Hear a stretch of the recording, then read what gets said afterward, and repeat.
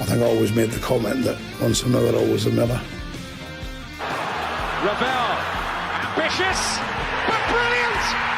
I don't believe it! I swear I do not believe it! Good heavens, he's done it again! Another promotion for the big man. I've got 12 bottles of champagne in my office and we're going to drink them all night. Do me a favour, drop me off in Rotherham. Good evening, hello, welcome to New York Talk. This is the Rotherham United podcast. Thank you all for being with us tonight. The Vertu Cup campaign is fully underway until the last 16. Again, I will talk about this 3-2 game, but there's a lot to cover from a 3-2 game, as you'd expect, maybe. But we'll talk about that, and then we have the league action returning after a 10-day break, whatever it's been since Lincoln. We have Northampton Town, who are coming into this on a bit of a high. We could end up on Saturday evening mid-table. We could end up Saturday evening in the relegation zone. So it's a big game to cover, which we'll do so over the next hour or so. Mick is back with us tonight, having had a week off, day off, whatever, Sunday off. How are we?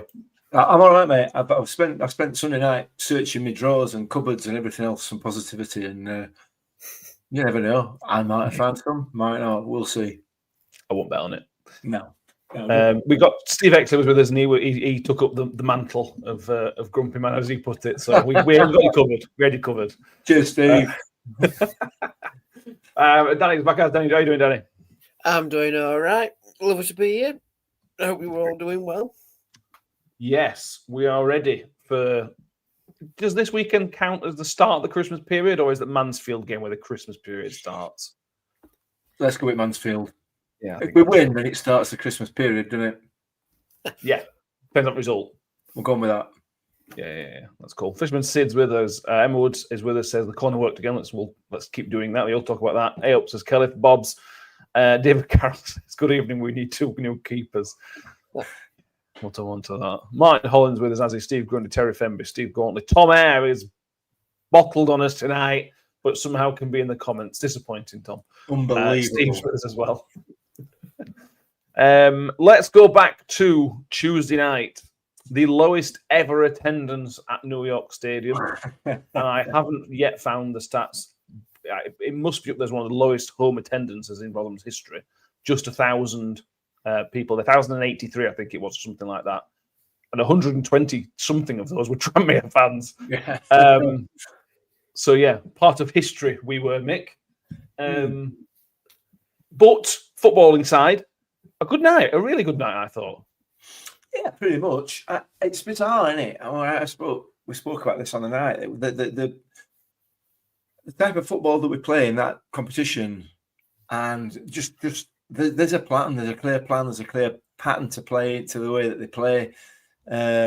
It's so very different to what we've played in the league so far.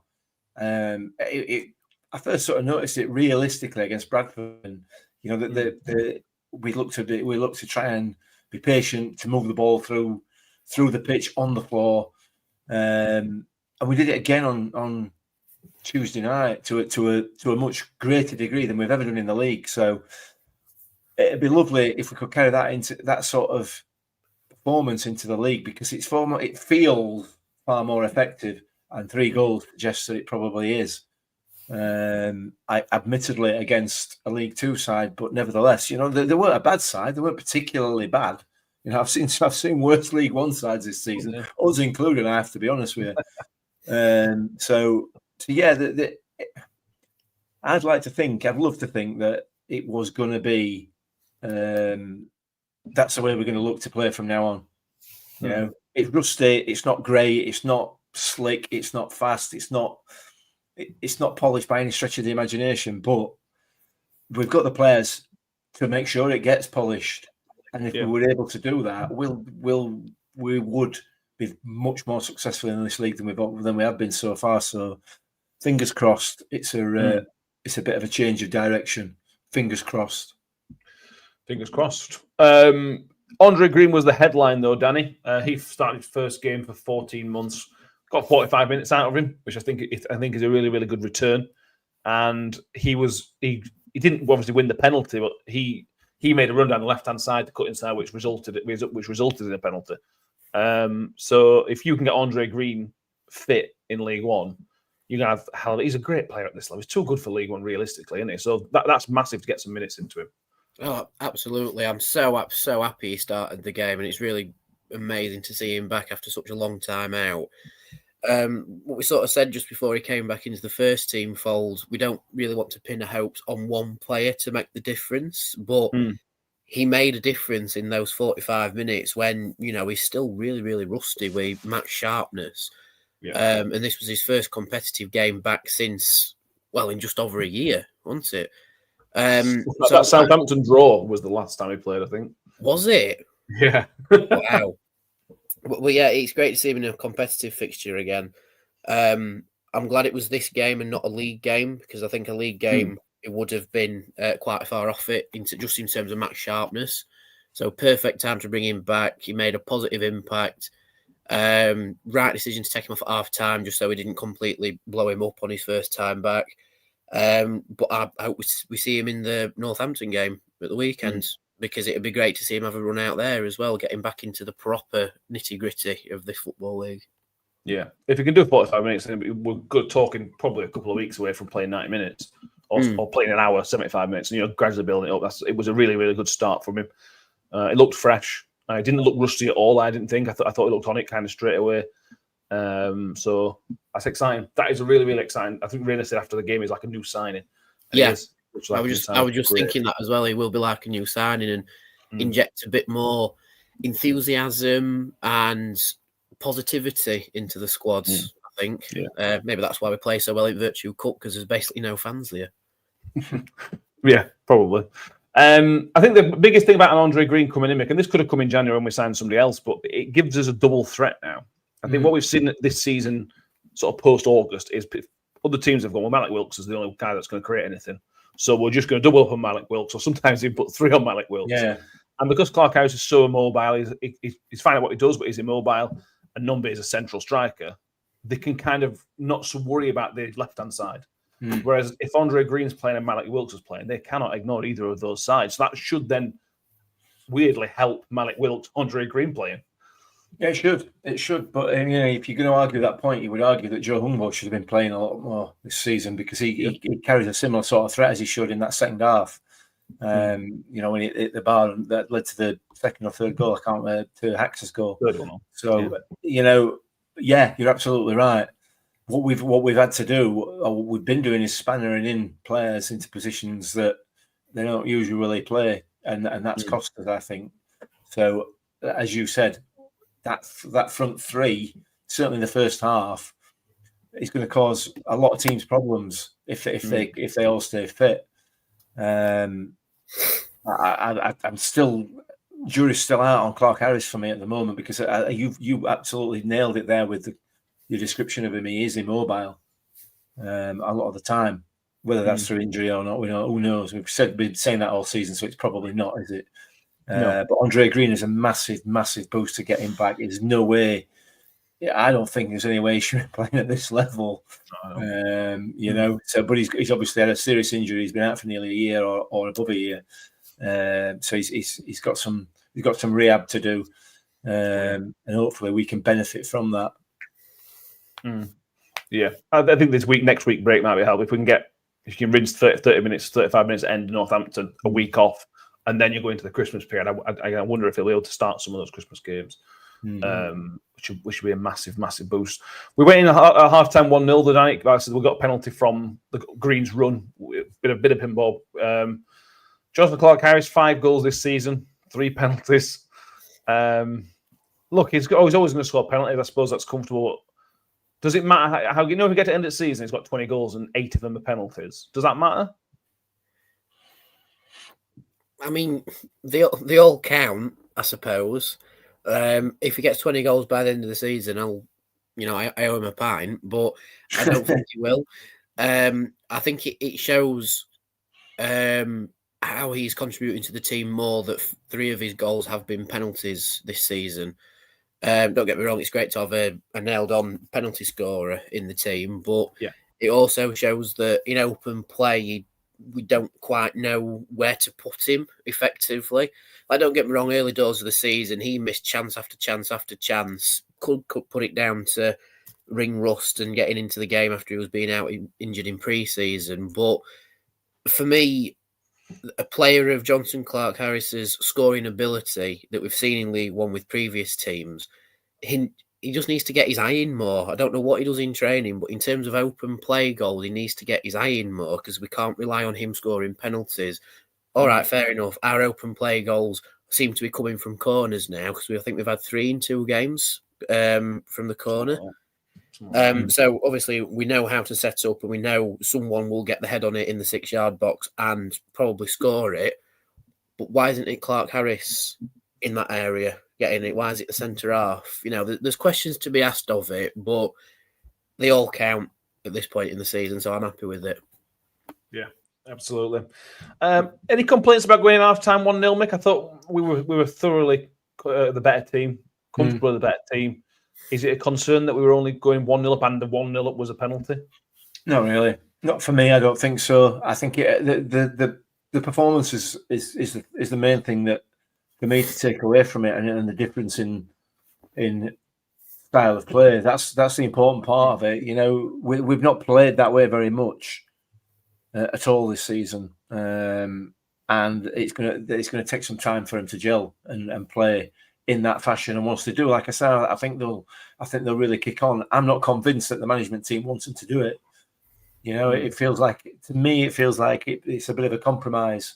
It's the way that the players want to play, but not the management team. So we'll play it in the Daft Cup, which is what we did against Bradford. We were effective. We played reasonably well. A bit rusty, but we played reasonably well. We started the Crawley game that way, and when we went 1-0 down, the Teddies went out at caught, and we reverted back to hoofball. Whether that's going to be the pattern in the league or not, I don't know. I hope it's not. I'm not concerned about a 1-0 half time in the game. It's what happens at full time, isn't it? And realistically, arguably, and I'm sure we'll come on to this, we should have gone in. We should have won that game 3-1 at worst. 3-1, arguably 3-0. So there are issues in that area, but I'm not. It don't worry me at all. I think it was a decent performance overall. Yeah, I agree. Another step forward. I think it was another step forward after Lincoln. I thought Lincoln was a step forward, and this is again another slight step forward as well. Paramad's saying Clark-Harris will be better going off the bench. Tom Kay says he doesn't think Clark-Harris has been playing very well, but Nombe isn't the same player when he's played up there, which hasn't been. That's true. Paramad says he would go Green, Nombe, and Wilkes. It's just there's pace in there, and there's some legs in there. Yeah, that sounds dangerous. That. Second goal, Danny, is the corner. Almost a carbon copy of the Sean Raggett goal against Lincoln. Basically, exactly the same goal. And for the first time this season, all of Joe Powell's corners were brilliant on Tuesday night. All of them were in dangerous areas, causing problems, making the defence fit. And this isn't based on trying to be a good or rubbish team. The balls were always in dangerous areas, and we got the just rewards. And we'll come on to Zach Jules in a minute. But if we are going to become a set piece threat, then you're going to get goals. There's going to be loads of goals from set pieces if you can get it right. And the signs now, it's not early, we're 17 games in, but we now look like we're getting that right, which is huge. Yeah, I mean, I talked briefly there about Clark-Harris getting his eye in, but Powell's definitely got his eye in now for where to deliver those crosses into. And interesting that they use Powell on both sides as well, even though he's primarily a left-footed crosser. Because I'm just looking at the replay of the goal now. Can't tell which player it is, but the player takes a turn, Powell whips in the cross, and it's more or less on a sixpence straight onto Jules' head in 6-yard box. Beautiful thing to watch, if I'm being honest. But like you said, that kind of goal. Yeah, exactly. That proper, right on the money sort of set piece and a powerful header. Exactly the same as Sean Raggett's goal. But it's a nice feeling to know that we've sort of weirdly found our niche, if that makes sense. Balling from that side of the pitch straight onto whoever's head's in the box, and I'll probably say 9 out of 10 times if we carry on doing this the rest of the season, it will be a goal for us. But I've noticed that we are getting a lot more successful crosses into the 6-yard box, because if you've seen on Twitter, the RUFC put a stat out saying we are one of the highest cross deliverers, shall we say, in the league. But now they're accurate, and I think that's the difference as to why we are looking more dangerous in the 6-yard box and the penalty box, because they are now finding our shirts and not the opposition's. And if we can keep doing that, get Clark Harris's eye in, have Nombe lurking somewhere in the 18-yard box to pounce on a loose ball, centre half to contribute in when it's a corner routine or a free kick routine, we will get goals there now. And I think with us being a bit late to the party, it may play into our benefit potentially, because other teams will sort of go, oh, well, this is how Rotherham will play, we'll set up this way. But if we come at them like we do against Tranmere, we may find holes in their setup.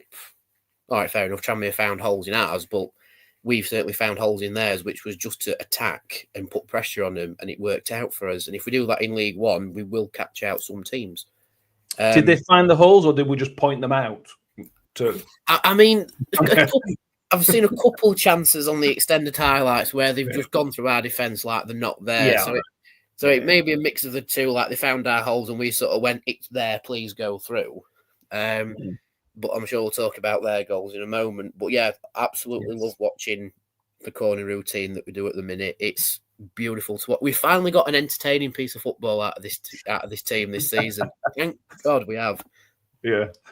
Tom came about the point. That Powell seems to have changed how he's putting the crosses in. He's whipping them in rather than floating. You're absolutely right, Tom. Couldn't agree more. There's some on. I said this to me on Tuesday. He's just something on all these corners. They're in dangerous areas, and there's something on them. They're so difficult to defend because they're outswingers, particularly that goal in the Sean Raggett one. If you put an outswinger in that area, it's so difficult for the keeper to come out and get it as well, because he doesn't know how much it's swerving out or whatever else. They're almost undefendable, those goals in those areas. So he's got to keep going though, Powell. You know what I mean? He struggled with set pieces until 10 days ago. So he's got to make sure that's working. The colour is something they're working on this, because it's significantly improved. Even before, I think before the Lincoln game, we've seen a slight improvement. So we'll come on to their goals in a minute. But do you want to just say anything on the third goal? Mick Hungbo did very well, and Hacks was just there. Yeah, I mean, Joe Hungbo is such a dangerous player.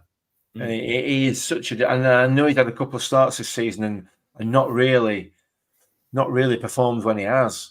But you know, when he comes on as a substitute, he causes problems immediately. And he was so unlucky not to score with that shot. You know, took 2 or 3 players on, cut inside, and absolutely rattled crossbar. Very, very unlucky not to score. It would have been a fantastic goal had it gone in. And then obviously Hacks is there following up, which is great. It's what Hacks does when he's playing in the right position.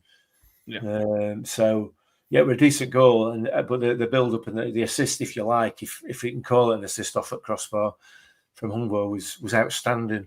So I really like him. I really like Joe Hungbo. I think I've said it before, and I find myself disappointed that he don't get enough minutes. But when he does, you know, he shows that he's got a lot of tricks up his sleeve, and you know, with Andre Green being in the position that he is at the moment in terms of fitness, I'd be swapping those two, interchanging those two on that left hand side, and finding a place for Nombe. Well, my place would be same as Parmad. It would be down the middle, and Clark Harris to be one bench. But that's that. I don't think that's going to happen. You know, he's had plenty of opportunities now to really open his account, and whether that be because we've not given him the service or whether he's just out of touch or what, he's not. We're carrying him a lot of the game. Yeah, we are. I agree. Right, let's move on. Matt Miller says, "Is the issues in the area which you said earlier? I presume that's talking about 2 dodgy keepers." I hate keeper bashing because I feel it's the hardest job in football. It really is. But Danny, there's 2 really avoidable goals from Cam Dawson there. I don't know which. We'll start with the first one, which it takes about 3 years to get down to. It was one of the goals you watch it and you kind of think, I think he should have got down better to that. And then you watch the replay and you go, I can't believe he's not got down quicker to that. I know there's players. Is the players in the way? If I was a keeper, if I was him, I'd be saying, "Oh, there were people in my line of vision," but I'm not convinced there were for that first one. Yeah, I mean, I've just watched it back now, and he takes an absolute age to get down to that. It's almost like you're watching it in slow motion with how slow he actually moves for it. which is a shame because, again, maybe we're looking at it through Victor tinted glasses, but you feel as though he should do better with getting down for the ball because the players are way out. He's about 20 or so yards out, isn't he? And just coming up to it now in the clip, just bear with me. I'll tell you if there's players in the way. Oh, there's three, but I feel like I'm on Sky Sports do it review at game here. There's three bodies in the way, so yeah, maybe he's seen the ball late, but the ball's not particularly moving that quickly either. No, it's not. It may have caught him out, just being devil's advocate. It may have caught him out at his near post. He maybe thinks it's going wide or hitting the post, or potentially thinks it might take a deflection because of the amount of players that are there. But again, he should be doing better. He needs to get down and cover all of his areas because with a ball like that, it will find the unprotected bit, and that's exactly what it did. I think if he had all his areas covered, it's an easy save for him. But he didn't, and it snuck in and trying to get a goal back, which, again, unavoidable. He could say it's unavoidable with the defenders not closing down their player, but they're probably thinking he's not going to shoot from there. But he did, and it caught them out. It caught Dawson out. And I think everybody needs to do a bit better with that, but Dawson in particular, he just needs to be down quicker. He needs to be able to read what's going to happen better. Yeah. Mindbird says, there were three players. You're right. Maybe we should still got to talk about a second goal. Harry says second goal is a crime and a keeper should stop that. Chris Sanders says second goal is a disgrace. I watch it back and make furious. I had a message from Dan Fudge from the Wednesday week podcast, and he put a video of, he's done a video last year because Wednesday fans were getting on Dawson's back, and there's almost a carbon copy of the second goal in there. It's really poor, mate. It's really, really poor. Yeah. I know it was a strong shot to start with. It wasn't blistering. It was a decent shot, the first one. And if you're going to punch it out like that, you've got to have some control behind it, because otherwise it's just going to land something. We could sit here and maybe say defenders should have better, but defenders are not to expect the ball to go there. Yeah. It almost looked. I don't really want to. It feels harsh, but it almost looked lazy. The way it battered it away. Yeah, it weren't great, was it? I'm trying to think of something positive to say about it. To be honest, and there isn't anything realistically. It's just an absolute mess. Really, it looks like my immediate reaction at the time was he was just trying to protect his own face, and that's he's put his fists up to punch it away from his own face. I don't know. I don't really know what he was doing. I don't. Goalkeepers make mistakes, don't they? And that's the nature of the beast. And those mistakes, like we've said many times before, when a goalkeeper makes a mistake, they're highlighted. When a midfielder makes a mistake, we just lose the ball. But it did look a bit basic, didn't it? It did look like we talked about this on the Lincoln game. Your goalkeeper's parrying a ball back into the danger area. Surely that's goalkeeping 101, isn't it? Don't knock the ball back into the goal into the danger area. I don't know. We've got to do better. I have to do better. And like Danny alluded to earlier on, we are post Victor Johansson, aren't we? We are post that, and we have been tainted without a shadow of a doubt. Nobody's ever going to be good enough. Is the bottom line. Not for a long time. And as a consequence, Dylan Phillips and Cam Dawson just your standard League One keeper. Is that where we are? I don't know. It's such a long time since we've been in a position where we haven't thought, this keeper's special. This keeper is special. We've had Rodek, we've had Victor obviously, and others as well. So, yeah.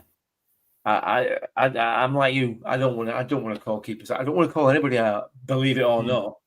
Nobody believes you. No, they don't. But it's true. He should have done better on both, without a question of a doubt. He should have done better on both, and he will know that as well. Cam Dawson will know that. Oh God, yeah. But that and he'll be disappointed because that will cost him his place in the league. If he obviously he's not got the shirt at the moment, but it'll knock him further down. I would have thought. Yeah, I said so. We should stop and say congratulations to Victor Johansson, Sweden's goalkeeper of the year. He's won the award this week. I am not shocked in the slightest. No, imagine my shock. Yeah. Matt Mill said we can give a keeper a mistake or two over a season, but these keepers are making them on reasonably regular basis. Both of them are not good enough. I agree. Kaylee Wilson says who thinks better in net, Dawson or Dillon? I think at the minute, Danny Phillips has got the shirt, and I think he should keep it. If you look at the Lincoln game, and I know it's only one game, but it was a relatively quiet game. We can argue all day whether the goal's his fault or not, but it was a relatively solid performance. Whereas Cam Dawson's last two games were this one and the Barnsley one, which again is at fault for one of the goals. So at the minute, I think the decision is correct that Phillips has the main shirt for the league games at the minute. Yeah, as much as it pains us to admit Steve Evans has got a decision right, he has got it right with goalkeepers at the minute. Just because Phillips just seems more consistent with his performances. Don't get me wrong, I'm not saying he's elite level for League One. He is a good League One keeper, but nothing exceptional, bless him. But he's just more consistent with his form at the minute than Dawson is. Dawson seems to have a really good game, but then an absolute howler. and I'd say when Dawson finds the middle ground, he will get the number one shirt and start league games. But as it stands, Phillips is just the better keeper at the minute. And just bouncing off Mike's comments there about we can give a mistake or two over a season. Dawson made the same mistake twice in this game, watching these highlights. Because in the first half, he parries the ball back out into the 6-yard box, but quickly recovers it. So it's not a bit of a, all right, fair enough. But with that one, maybe he's protecting his face, but keepers should always aim for, if they're trying to protect themselves, get it out of play. That's the best protection a goalkeeper's got, the ball being out of play.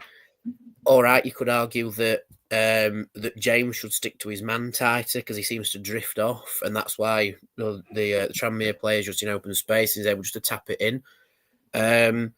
So I'm just sort of giving the possible, bringing it slightly down from just it's the keeper's fault, because I'm sure with the rebound, Dawson expects him to go across, but he goes the other way at the tighter angle and gets in the top corner. As I've said, James sort of forgets his man. But at the end of the day, the keeper needs to get the ball out of the danger zone. That's the effectively the second job of a goalkeeper, other than saving potential goals. It's getting the ball out of that danger zone in the penalty box, in the 6-yard box, and he doesn't do that. But Phillips is better at doing that at the minute, so it's right that he's got the starting berth in league games.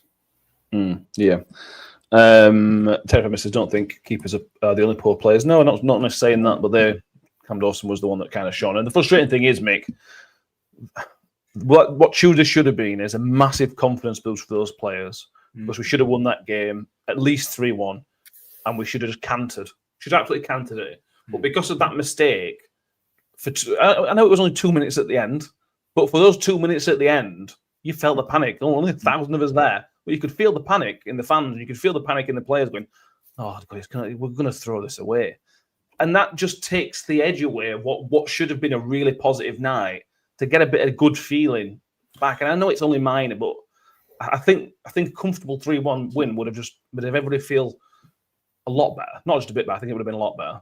I think, given the confidence levels in the squad at the moment, every goal conceded is a blow. Every goal, there's a huge difference in terms of how you feel at the end of that game from between 3-1 and 3-2.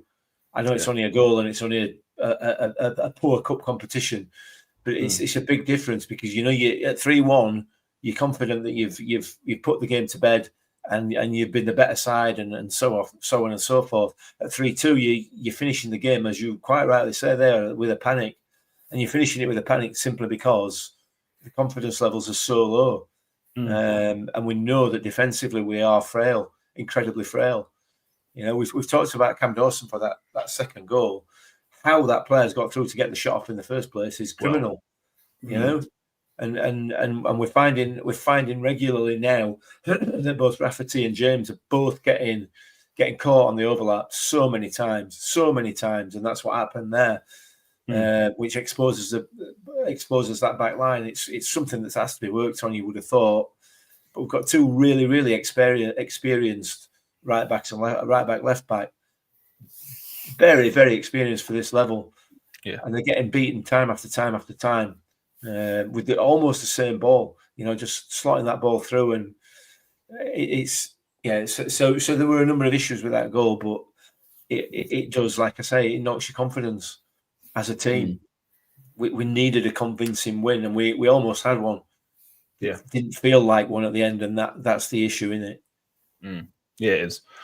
It absolutely is. We are in a bit going to talk to Lee McMahon. Lee McMahon's going to come and talk to us about a few things. One of the things being the Miller Men recording that's happening over the next, I think it's the new year, isn't it? I think has put some out. So cool bits to mention on this. First, John Breckin is going to be on Football Heaven tomorrow evening talking about this. So if you want to hear from Breck, which I know we all do because we love Breck, he'll be on Football Heaven tomorrow evening, so 7:06 in it. And if you are in the Cutlers on Saturday afternoon pre the match, some of the girls from the hospice will be there again, giving information out about this Miller Men re-recording at Millmore, which will be there. So if you are in the Cutlers pre-match, Mick, I'll be there. I'll be there. We'll be there. So yeah, but we're going to speak. Like Lily Miller's going to come on shortly to give us a bit more information about it, how it came about, and also his gig. It's also on Cutlers on Saturday afternoon. So yeah, Virtual Cup though, Danny. We are through to the last 16. This is almost the stage to start taking it seriously. The draw is on Saturday. According to the Sky Sports website, it's scheduled to be 11:50 on Sky Sports Football. The teams that are left in it are Bolton, Bradford, Chesterfield, Lincoln, Port Vale, Wrexham, and Blackpool or Aston Villa's under 21s because they haven't played yet. Any preferences? Do you want to take advantage of Bradford again because we beat them and they're a League Two team? Anybody at home? Do you care? What are you saying? I would say anybody but Wrexham, I'd say, because I think out of everybody, Wrexham want to win it more than anybody because we get to show it on telly and that sort of thing. But yeah, I mean, it is getting to the stage now where you sort of look at it with a bit more interest of, we're starting to, do well here, and it's a nice distraction from our league form. That we're actually playing well in this cup competition. But I'd say I'd love potentially Bradford at home to give us the bit more of an advantage. Fair enough, we beat them at their place, but to beat them again at our place would be quite a nice feeling to go through. Chesterfield would be a good one, I think. Maybe not Blackpool, but in their game against Villas under 21s, I hope they win. I'll just say that.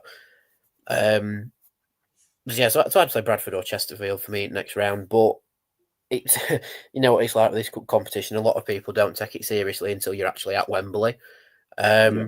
But I think Steve Evans will take this seriously, this cup competition, because he said before that he wants to take the fans back to Wembley. All right, it's not our 4-year cycle, but I kind of hope that he does, because then, all right, he'll probably have the bluster of all his seasons of success. We've won a cup, despite the league form. But it would be a nice thing for the fans to witness us going back to Wembley again with Steve Evans, just for the nostalgia of it all. And it might actually give us a boost in league form, because that's exactly what happened in 2022. We went to Wembley on the back of a few dodgy performances, won at Wembley. All right, we had the look of the green massively with that, but we won it, league form picked up, and we were a result away from winning the league title. I'm not saying that'll happen this season, but we'll see where we are if we get to Wembley, and it's a big if at the minute, but hopefully a good run in this cup will give us a bit of a boost in the league and carry us forward to wherever the final position will be. Yeah, a couple of side notes. Cash-wise, this run so far has been worth about £70,000 to the club, which is a reasonable money. Hopefully, we'll get a bit of money in a transfer kitty for January. The last time we lost in this competition was 5 years ago. We haven't lost in the Football League Trophy since Lincoln on the 12th of November 2019. We're unbeaten since then, which is pretty impressive. I mean, we won, we'll take anything we can get. Normally we're going, we haven't won away since 1725. No, we've got a really positive record on this one. So if we can keep that going, I think the last 16 and the quarterfinals would be in January. The semi-final is in February, and the final would be in April. So you're 3 games away from Wembley. Imagine if this becomes part of some sort of strange master plan where we're unbeaten in this cup competition, and we win it again this time around, but we don't go up and we stay in League One. So it's the first time we can defend it and then win it again, become the biggest winning team in the cup competition history, and then we go up and we never come back again. Steve Evans, Danny, have you been smoking crack? Is that why your camera's off? No, it's the Magic 8 Ball again. It's telling me things. I'm with Martin Holland. Chesterfield at home. First time we've played him in forever. Potentially, it is obviously a local derby, and we haven't played them in a long time as well. That's why I was just for a bit of interest. Although maybe them in later on in the semi-finals, we might be again a bit more. Any preferences? Do you care, Mick? No, don't care. I'd like it to be at home because it obviously gives us a better opportunity to get through to the next round. But I'm not that bothered. It's about getting time in players' legs, isn't it? Yeah, getting game time and improving the performances, hopefully. Absolutely. Anything else you want to mention from that game? Do we want to say anything about Zach Jules, Mick? I feel like we don't talk about him enough recently. I've really taken to Zach Jules over the last month or so, to be honest with you. Yeah, he's a good player, isn't he? He's a good player. It really is. He took his goal really well, as you said. You know, the goal itself was an absolute carbon copy of the Lincoln game. I do rate him. He's a footballer, isn't he? He's a footballing centre back. Yeah, he's strong in the air. He's positive on the ball with the ball at his feet. He likes to get forward. He likes to move forward with the ball, and he's dangerous, as he proved the other night. He can be dangerous in the opposition box. What's not to like about him? You know, yeah. And I'm surprised that it took him so long to get into the squad. For me, I feel that he is. I think for me, Raggett and McCart should be the backup centre halves. They are your typical League One big. I'll go and edit boss centre halves. You know what I mean? Yeah. Whereas Humphreys, when he's confident, when he's got some confidence in him, and Jules are far more rounded players, far more rounded. I accept they're maybe not as strong in the air. Certainly Cam's not, but as far as actual fully rounded footballers, I think they're far better. But you know, Cam's a long way off. I don't think we'll see him. Be surprised if we ever see him in another Rotherham shirt again. To be honest with you. Yeah, possibly. Tom K rightly points out Chris Teague looks like a new player. All of a sudden, seems to have got the confidence. He was brilliant again. On Tuesday night. I said to me when we watched it, he's developed this way of winning fouls as well, which is something Dan Barlow was brilliant at. If you find yourself off balance and you feel like you're going to lose the ball, you find a way to win a foul, and he did that loads on Tuesday night. And that's a really important part of that kind of player's game, because you're always going to put yourself under pressure, so you need a way out. And if you've got a way out to win the foul, Mick might not like it. Because it's a dive, but if he's winning the fouls, he's protecting the team and going forward, that's something he's starting to do, which is it's getting him out of jail a little bit, and I'm all for that. Yeah. Harry says no Bramall or Humphreys again. Yeah, it is what it is. I think we're done with Humphreys, to be honest with you. Bramall will be interesting. I don't know, but I could. Yeah. I think it might be best for all parties to exit in January from a Cam Humphreys point of view. But that's probably a conversation for another time, because he'll upset me. It is a conversation for another time. It's an absolute joke, in my opinion. A joke. I also want to mention... I was being positive. Why have you got to do that? I'm moving on. Why? That were unfair. That were out of order, and it were a low blow. I don't Sam Numby was excellent. Sam Numby was brilliant when he came on Tuesday. They could not deal with the Tranmere, and he got the red card for their centre half as well, which was I don't think the referee was all right actually, and that was again a really, really good decision from the referee in line. Nailed on, getting it right. Absolutely nailed on. Yeah, they have the cheek to complain about it, which I always find quite funny. Bizarre, really. Yeah. But yeah, Sam Nombi was brilliant. Hopefully continue that going forward. It was sharp. His control was on it as well. Keep that Sam Nombi coming, and he will have a great season. Right, let's move across to Northampton Town coming on Saturday afternoon. We've won the last 3 games against Northampton. This goes back to 2019. I think the last time 2018-19 was the last time we played them, or 17-18 season, I think actually. How big a game is this, Danny? We had a comment earlier on the season since John Hensby says big game Saturday, losing it squeaky bum time, win, and we could have lift off, no pressure. This feels like a tipping point game, really, to me. If we win, you're mid-table. You could be as high as 13th, as somebody tweeted us earlier. But if you lose, you're probably going to find yourself in the relegation zone in December. It's a really, really, really important game for me, this. Yeah, same for me as well. It's one of those games where you look at it and just go, well, we should beat Northampton. But given our current form, it's anyone's game, effectively, in my opinion. I think it will definitely give us a boost by beating Northampton. But we said that for the past couple of games. It seems like every game is important for us at this point in the season. And it's not really a crunch point or anything. Obviously, it's going into the festive fixtures soon. So you want to have a healthy position with that big run of games coming up.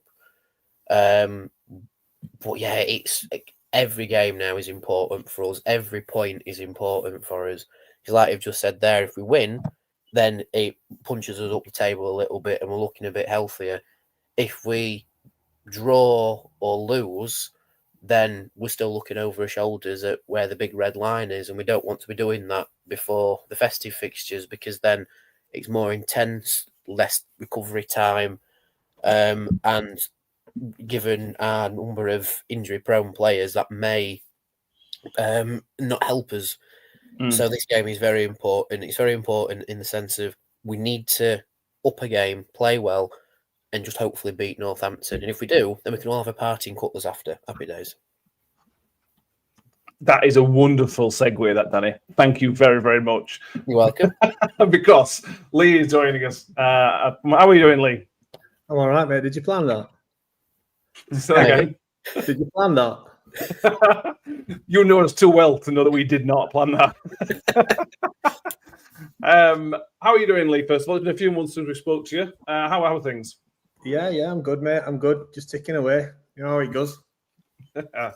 Absolutely. So let's talk about it. First of all, your gig on Saturday night at Cutlers. If anybody wants to come and either celebrate a win or cheer themselves up after a defeat Saturday, just talk us through. Because the first gig since you did Chantry, didn't you, in September? That's all a couple of months ago as well.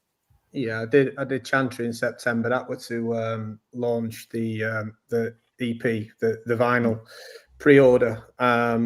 And this gig's kind of like to celebrate the vinyl being arriving. So that'll be on sale on Saturday night. It's on sale on my website now as well. So thanks to everybody who's bought one.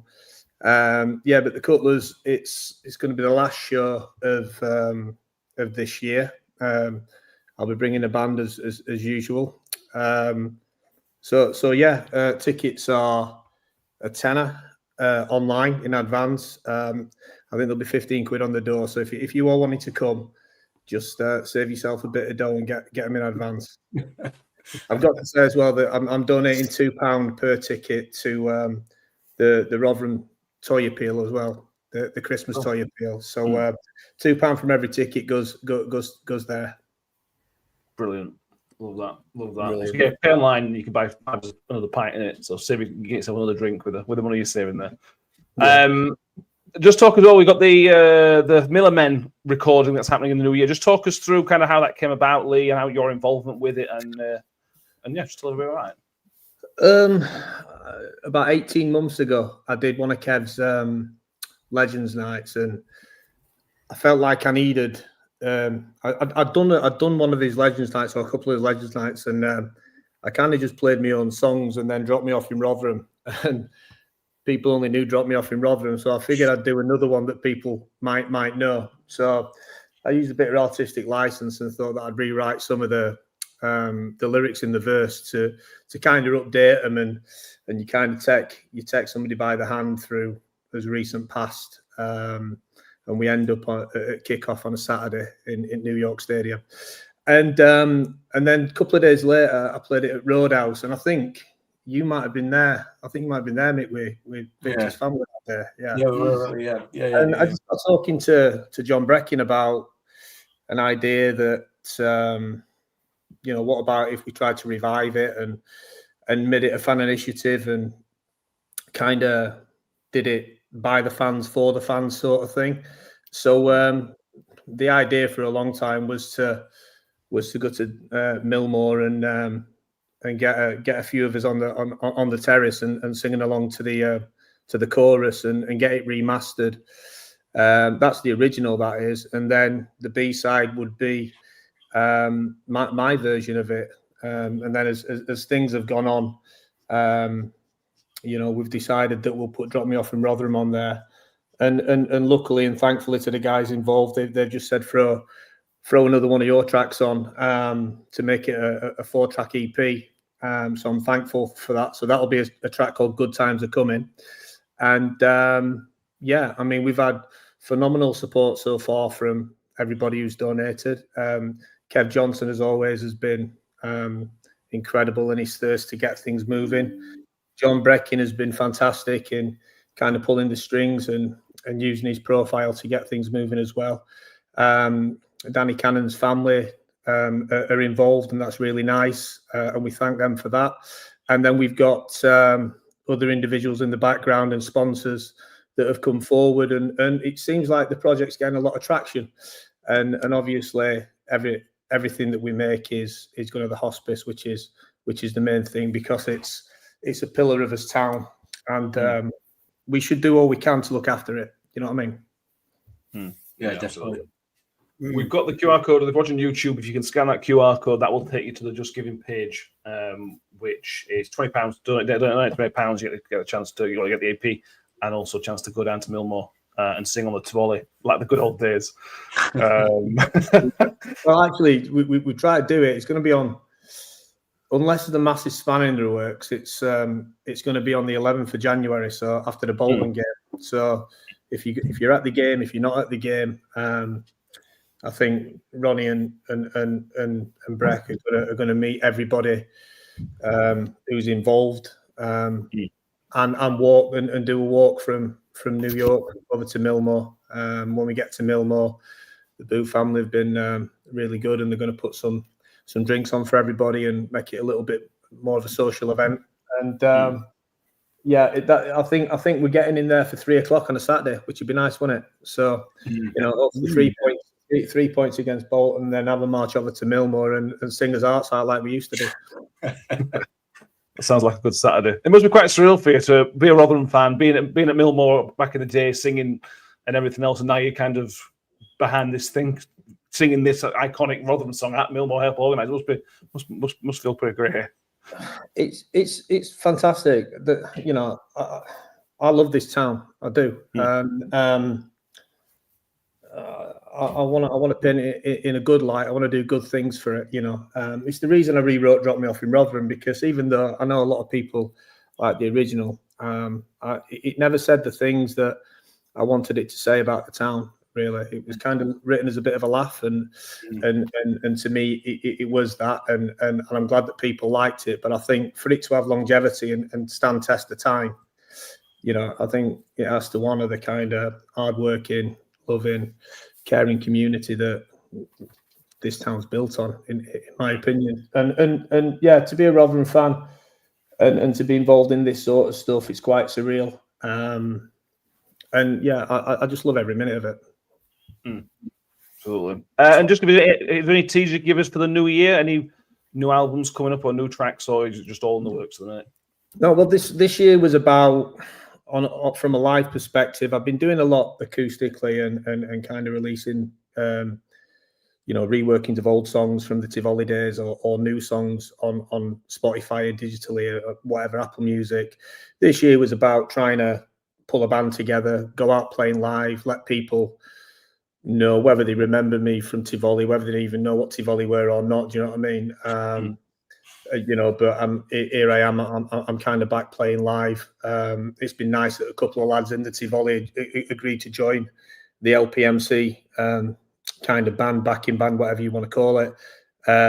Although Gaz, who drums, it's his last show with us on Saturday, so that'll be an extra little bit for us. But just to let people know we're playing live, and we did Gorilla Beer Hall back in May in Mexborough, Chantry, and then this one, a couple of festivals in between, and the reception's been really pleasing. And then it was also about trying to get the physical stuff out.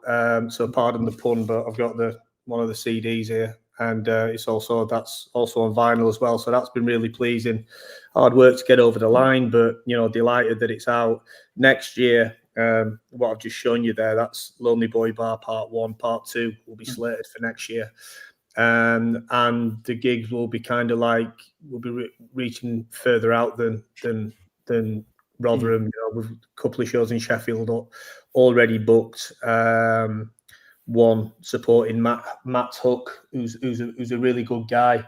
Little bit similar story to myself, to be fair. Used to be in a band called Cartico, went away for a bit and came back.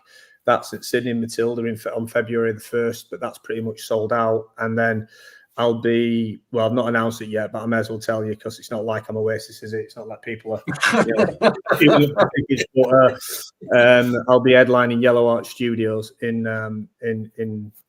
Kellam Island on 12th of April. I don't know where we are. I think we might be away that day, Rotherham. But the significance of that is that when we were in Tivoli, we used to rehearse at Yellow Arch Studios. And the room that the venue's actually in used to be our rehearsal room, and it used to store all kind of Richard Hawley and whenever they came out of the woodwork, kind of Pulp's gear. So we used to get kicked out when Pulp wanted to come and rehearse and put into wardrobe upstairs and what have you. But yes, it's a great memories. I'm on a bit of a nostalgia trip at the minute, so it's all good. And come and join me Saturday and hopefully celebrate 3 points. Yeah. Sounds like a good Saturday to me. So we've got the banner going across the bottom. So if you go on lpmcmusic.com, you can find all these contact information about the singles and the LP and the album Providence, which was a couple of years ago now. Thank you very much, Lee. I love it when you come on. It always makes me feel better. Don't know why. It just does. Thank you very much for coming on. I'm looking forward to it. I've missed your first 2 shows, and I'm really, really looking forward to Cutler's Saturday. So thank you very much. Well, I look forward to seeing you. We'll be there, mate. Cheers, see you, lads. Take care. All the best. Bye-bye. Cheers, mate. So, yeah, good Cutler's because you'll find all us there as well. Get there, because honestly, and I could say it now he's gone, so it doesn't look like I'm blowing smoke up his backside. It is awesome. We went to see him at Chantry. They are awesome live. Really, really, really good. Well worth every penny of that entrance fee. So get down there. Definitely. And somebody goes to charity as well, to the Toy Appeal. So and that as well. Yeah. Right, back to Northampton on Saturday to the big game. Martin Holland asks, is Steve Evans? Is Tom Eaves still suspended? I don't think Steve Evans is suspended. Tom Eaves is not suspended. I did a scout report with Danny from It's All Cobblers to Me podcast, which is out tomorrow morning. We shall give you the rundown on Tom Eaves. Tariq Fosu is there as well. Wow. Not Stein, but he is there. They are, as things stand, managerless. Northampton. They're John Brady. I think it was John Brady. Summit Brady was their manager for a couple of years. Was really, really well thought of, and he resigned. I think again, Danny will explain it much better than me, but he resigned recently, which was a bit of a shock to the club. But they've gone and beat Peterborough in what is their big derby on Monday night, which was live on Sky. So they will be coming to this game on a bit of a high, Mick. It's a dangerous time to play teams. They've come away from having just won their big derby at home. The managerless and the caretaker again seems very popular with the manager. It's not some random guy. It's a popular guy at the club and with the players. It sounds like, by the sounds of it, this is going to be a really dangerous opponent who will probably in a pretty good mood. Bear in mind the derby win. Yeah, I mean, it's interesting. I've not been privy to what's been said by the Northampton supporters, but it's interesting that there's a pickup in performance after the manager leaves. Whether that be resignation or what, maybe there's something not quite right behind the scenes, but it's a big win for them on Monday night, and they're struggling. They have been struggling down the bottom end of the league, haven't they? So it is a massive game for us. I think it is, and we've won 2 on the trot now, 1 in the league, 1 in the cup. Obviously, there's been the postponement in between, but a win on Saturday would be huge. A defeat would be just as huge, I think. Because a defeat will almost certainly put us into relegation zone. It will almost certainly put us into drop zone as we begin the Christmas period. So, but a victory, as you said earlier on, would move us up towards in the direction of halfway. So it's huge. When we're down there, for us to win 2 games on the trot would be unheard of. But where we are worrying that the team that's been below us and struggling all season may well win 2 on the trot. The reality is it's probably not going to happen, but we need to be on our game. Absolutely. Yeah, absolutely do. And the atmosphere is really important, Danny, and I hope the Lincoln atmosphere. I didn't talk about this really on the podcast, but the Lincoln atmosphere was one of the weirdest atmospheres I've been involved in a long time. It was quiet. It was deathly quiet. And I know there was the floodlight issue, which may have played a part in it, but the atmosphere is off at the minute, and I'm concerned if we concede early. Like we said against Lincoln, if we concede early, I'm concerned about the atmosphere. But even when we went 1-0 up against Lincoln, the atmosphere was still very, very quiet. And I think I'm hoping. We're not one of those podcasts that get behind the lads, but I really hope there's a more positive atmosphere on Saturday, because we just need that positive air, don't we, around the club a little bit. And I know it comes from winning, but I just feel like we need a boost, really. Yeah, I agree. I mean, it may not have helped that Lincoln was a cold evening game as well, and Northampton's going to be a Saturday 3:00. But yeah, I know what you mean. I mean, we said on the podcast before, Lincoln, if we concede first, it'll turn toxic, and I think that is the very fine line that we're walking at the minute, in terms of performances that we give in both home and away. That if we are off it and concede first, like the Crawley game and like the Wrexham game, the fans will turn quickly because, again, this season hasn't been good enough so far. I mean, we've got a nice string of results recently, but as a whole, the season hasn't been good enough. But if we get the early goal against Northampton, just to put that little positive swing on it, if we get the first goal, it may ignite the fan base more. If we score early doors and the fan goes, yes, we're up for this now, let's have it, and just take the wind out of Northampton's sails, because like you say, they just beat Peterborough Monday night, we could really get New York rocking again and bring positivity back to the stands, because we don't want it to turn too toxic, because then it feels like we'll never win a game properly again. But if the wind is in our favour, then the fans will be in our favour, and the team will be in our favour, and the result will be in our favour. But it's that first goal is the pivot point. If it's for us, happy days. If it's against us, then you've got probably 8,000 people on your backs within the first 5 minutes, which won't be fun at all for anybody. No. Tom Kane on the linking us, it felt like a pre-season game. That's exactly what it felt like. It was, for a league game, it was just a bizarre atmosphere, really bizarre atmosphere. So winning for most of the game as well. It was a really strange atmosphere. When I was on the preview show for It's All Cobblers, mate, they asked me if you were in the Northampton change room, what would your pre-match talk with to Northampton? And for me, this is something we've got to combat better than we have done in the past. If they come with their heads on and play sensibly, keep things tight and make life difficult for us, I think we're going to struggle. I think the atmosphere won't build, so the players won't build through confidence through there. And if they have that ability to do that, then we might find ourselves in trouble. But if we can just get ahead, just kick them down a little bit, Harry says this is a game where we needed a 2 or 3-0 win just to lift morale every.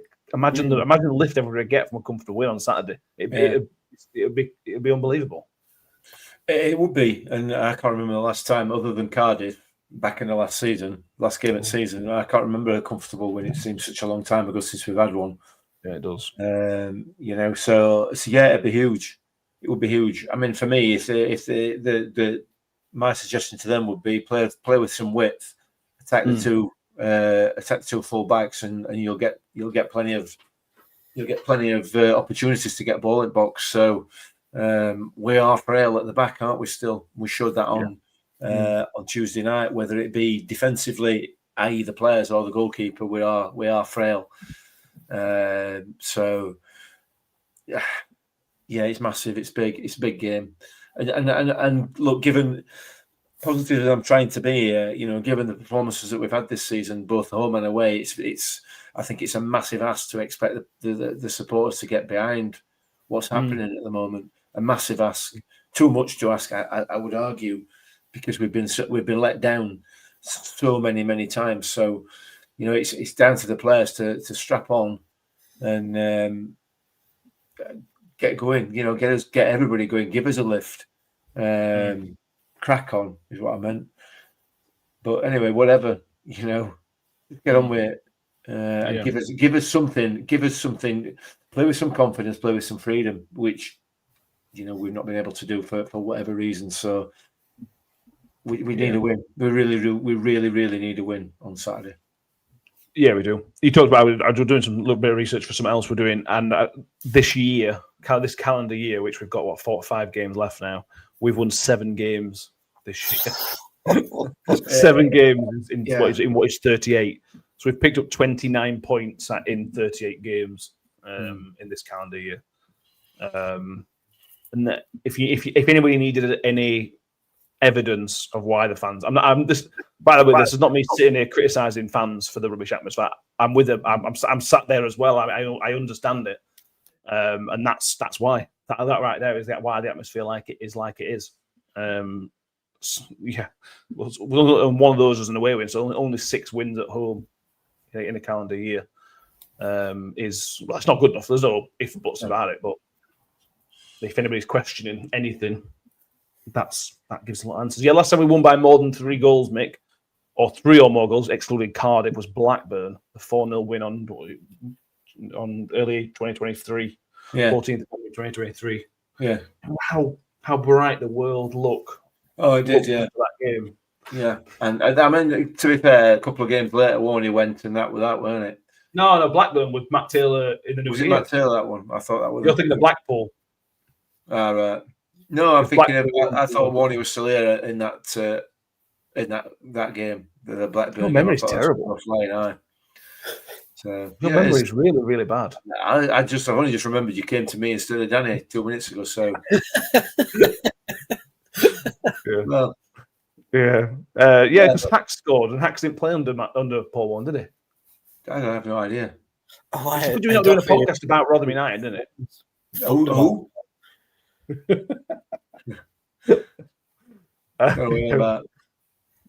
Tom Kay was Ballas' last. I think it was last home game. I think he played at Watford in the 1-1 draw. Shane Ferguson's gone back home, by the way. Ferguson's gone back which is a good little move. I'm a huge fan of things like that. I do like Shane. I did like Shane Ferguson as well. Mm-hmm. If we could take his left foot and put it on to somebody else, if you take his left foot and put it on Colin Bramall, you've got a hell of a player there. Oh yeah, absolutely. Matt, don't turn all mad science on us. I'm not proposing an experiment. Right, let's move on to the prediction. Do we want referee watch? This would have helped had I written it down. I've checked it, but then I just, for some reason, chose not to write it down. I think it's Elliot Bell, Let me just have a look. Elliot Bell, remembered it. Elliot Bell is the referee. We have had him this season so far. Bear with me while I find out. Peterborough away. He was a referee during the 3-3 at Peterborough. Don't really remember anything from that game. 6 goals, obviously. But I don't remember any issues or refereeing, which is good. Which has been a case with quite a few refs this season, to be fair. we're having an okay refereeing season. I don't know if we're benefiting from some dodgy decisions or not. We have done some, but on the whole, it seems like the referees have been all right this season. So just whisper that quietly. So yeah, Elliot Bell's back on Saturday. Right, Prediction League. We have there's no point bringing the table up because it's exactly the same as last time. Nothing's changed because the Blackpool game obviously got postponed. We have, I think everybody's gone exactly the same as they did for Blackpool. Kev's gone 3-0 to Rotherham. Joy's gone 2-1 to Rotherham. Tom has gone 2-1 to Rotherham, which is different. And Ben has gone 1-2. So 2-1 to Northampton. He is negative, isn't it? He is so negative, is Ben.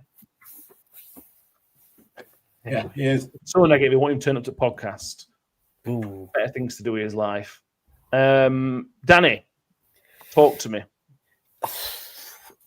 I don't know whether to play it safe or go out on a whim for this one. Go out on a whim because everybody else has been boring and going same. So go out on a whim.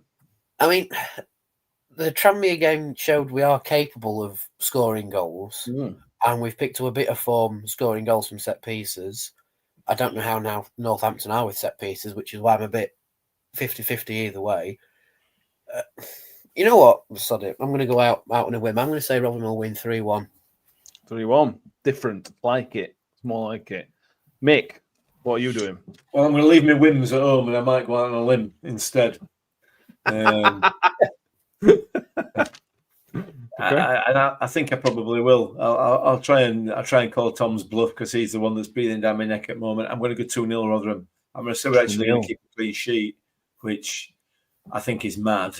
I think that's actually literally going out on a limb rather than anything else. So yeah, 2-0 Rotherham. Okay, you think we're going to keep a clean sheet? No, I will. It's like, but I'm going with it anyway. We've kept one clean sheet, I think, in the league this season, but that was a 0-0 draw. Oh, we kept a clean sheet at Cambridge as well. 3 then, because there's Stevenage as well. So three clean sheets this season. It's exciting. Before or after Saturday? Yeah, maybe. I told you I'm being positive. Yeah, I'm not buying it. 2-1. Martin Holland says 2-1 to 2-1 to us. Sorry, Powermad's gone 2-2. Harry says 2-1 to us. Dave Carroll's what we like. 4-1 to Rotherham. He says. Hang on, Dave. Yeah. 3-1. Scott Kent says 3-1. Tommy Hughes has got a point to prove, by the way. Again, we talked about this on the scouting report with It's All Cobblers podcast. Evan, he's got a point to prove. If it was my choice, Eves would still be here. If I had a choice, Hugo would have gone and Eves would still be here. Obviously, football's not that simple. But he absolutely has a point to prove. And it feels like he spent his entire Rotherham career trying to prove points. And also, do it against us. He's scored more goals against us at New York Stadium than actually at New York Stadium. He got a hat-trick for Hull, didn't he? In the FA Cup. So his record against us, I think, is better than for us. And they got Tarek Fosso, who we know is a really, really good player on form. If you keep him quiet, he's quite easy to keep quiet in Fosso. We found that in the Championship. He's quite easy to keep quiet. So yeah. Matt Burns goes 2-0. Alex Mistress is 3-2. We're going to go 2-0 down and come back 3-2. Now that would be a way to kickstart your season. Yes. To come back, and that was the sign of a Steve Evans team not being able to lay down, and that's something this team needs to hopefully find. Going behind isn't the end of the world. You've got to be able to come back, and it's not got to start at some point, but you hope it will. We'll see. All we can say is we will see. So don't forget the draw for the Vertu Trophy is on Saturday morning, 11:50ish, but it's Sky Sports, so probably won't be till after 12. Not in Sky Sports, but keep an eye on there, and then we'll talk about who we get. We'll be back on Sunday evening. We'll probably be a few hungover people. Bearing in mind we're going out Saturday night for Lee's gig. So don't expect any sparkling conversation Sunday evening. I know I meant to sell this show a little bit, but don't expect sparkling conversation on Sunday. Let's be fair, the vast majority of people in comments here have listened a while. I'm sure none of them are expecting any sparkling conversation at any point under any podcast. Come on. Very fair. I might be the bushy tails of everybody because I've got work on Sunday morning as well. So Danny will be worse than everybody in terms of mood. Potentially. If you hear a faint snoring in the background, I have nodded off during the podcast. Is there anything else we need to mention? Football related, Rotherham related, slightly non-Rotherham related? I will take any takers. No, just make sure you get your tickets for Saturday night, and make sure you get your tickets for Millmore on whenever it is, 11th of Jan. Hopefully, 11th of Jan. Yeah, everything. Second. Yes, absolutely. Please make sure you've subscribed on YouTube, because you never know what might come up over the next week or two. Obviously, the instant reaction will be up Saturday evening, which will be the sober time of the day straight after the game. So that might make more sense than the Sunday episode, to be honest with you. Well, make sure you subscribe. Give this video a like. Give it a thumbs up if you haven't done so already. Make sure to check out the Scam Report that's on Friday. Then we'll be back on Sunday. There's loads of episodes. It's like 4 episodes in 4 days. So, and then like there's some more stuff to come next week as well, which will be the game for the preview for Mansfield and the Christmas period. Christmas episode is scheduled to be a week on Sunday, which we'll do a Christmas quiz. There's some presents going around to each other. Secret Santa's been drawn, and there's some funny gifts, hopefully. So we'll crack on with that as well. Thank you, everybody, for listening and watching. If you're on iTunes or Spotify, make sure you give us a 5-star rating and do subscribe or follow wherever it allows you to do so. And again, if you're a part of your Spotify Wrapped, let us know. I know some of you are, so let us know if we're part of that as well. Thank you, Nick. It's been something.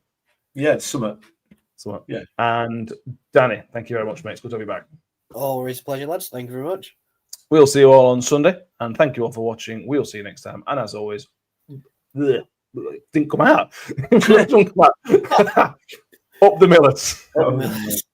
I think I always made the comment that once a Miller, always a Miller. Ravel, ambitious, but brilliant! I don't believe it! I swear I do not believe it! Good Evans, he's done it again. Another promotion for the big man. I've got 12 bottles of champagne in my office, and we're going to drink them all night. Do me a favor, drop me off in